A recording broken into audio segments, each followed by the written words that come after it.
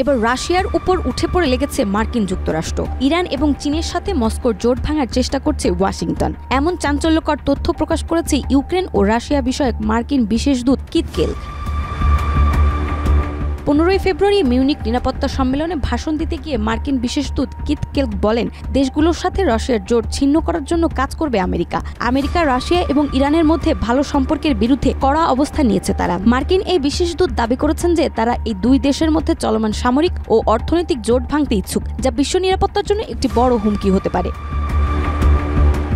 আন্তর্জাতিক কূটনীতির ক্ষেত্রে এই দুই দেশের সহযোগিতা এখন একটি গুরুতর উদ্বেগের বিষয় হয়ে উঠেছে। গত কয়েক বছরে রাশিয়া এবং ইরান একে অপরের সাথে তাদের সম্পর্ক দৃঢ় করেছে, বিশেষত সিরিয়া, ইউক্রেন এবং সামরিক প্রযুক্তি সহ বিভিন্ন ক্ষেত্রে। দুই দেশের সম্পর্কের এই গভীরতা মার্কিন যুক্তরাষ্ট্রের জন্য বড় ধরনের প্রতিকূলতা সৃষ্টি করেছে।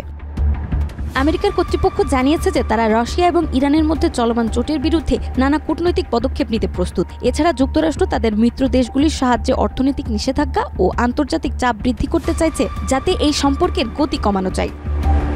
বিশেষজ্ঞরা বলছেন যে এই জোটের ভাঙনে বিশ্ব রাজনীতির নতুন রূপ তৈরি হতে পারে এবং এটি আন্তর্জাতিক শক্তির ভারসাম্যে বড় পরিবর্তন আনতে পারে।